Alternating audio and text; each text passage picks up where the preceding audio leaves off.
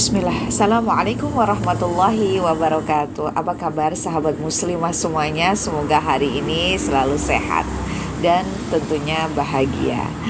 Teman-teman, pernah gak sih pagi-pagi bangun tidur terus langsung buka HP, ngelihat WA, lihat Instagram, ketemu teman SD dulu ternyata lebih sukses. Langsung deh pikiran kita melayang entah kemana dan berpikir, ya Allah, kita ketinggalan banget. Aku tuh bukan apa-apa dan sebagainya. Tenang, mungkin itu gak teman aja yang ngerasain kayak gitu, gak cuman sendiri. Tapi paling tidak, yuk kita tilik hati kita. Emang kita gak capek ya kalau kayak gitu terus? Terus mestinya gimana sih? Sudah dong, stop overthinking kita. Ayo kita lihat, kita biarkan hati kita tetap tenang dan langkah kita terjaga hingga insya Allah akhir bahagia. Gimana sih? Yang pertama, satu, luruskan niat kita.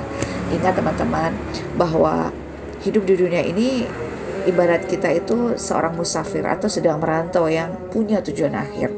Sebagaimana yang Rasulullah katakan dalam hadis Arba'in 40, bahwa dari Ibnu Umar pernah berkata, Rasulullah pernah memegang kedua pundak beliau, kemudian bersabda, jadilah engkau di dunia ini seperti orang asing atau seorang musafir.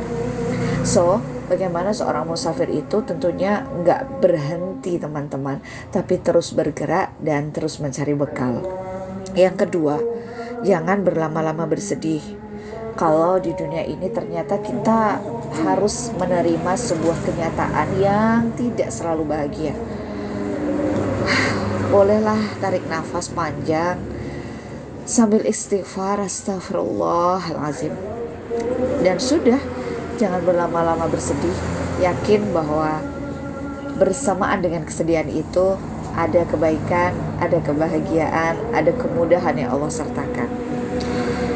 Terima dengan pelan, dan semoga dengan kita semakin berusaha untuk menerima apa yang sudah ditakdirkan Allah kepada kita, lama-lama kita bisa menikmati dan ikhlas menjalaninya. Dan yang ketiga, teruslah bergerak mencari bekal teman, mencari bekal nyata, bahwa kita itu hidup ini di dunia tidak hanya ngejar kebahagiaan, ngejar hal-hal yang terlihat keren, terlihat wow, tapi kita juga mesti membekali diri kita dengan hal-hal yang nyata. Kita ingat dong, kita tahu bahwa setiap Allah mengatakan amanu billah akan selalu disertai dengan wa amilus sholihat. Maka ketika kita itu menyatakan diri kita iman, tentu kita terus mengusahakan diri ini memberikan bukti, yaitu dengan amal soleh. Perbanyak amal-amal soleh. Tidak harus banyak, tidak harus besar, tapi yang kecil-kecil. Karena ibadah itu bukan melatih endurance teman-teman, tapi bagaimana melatih kontinuitas.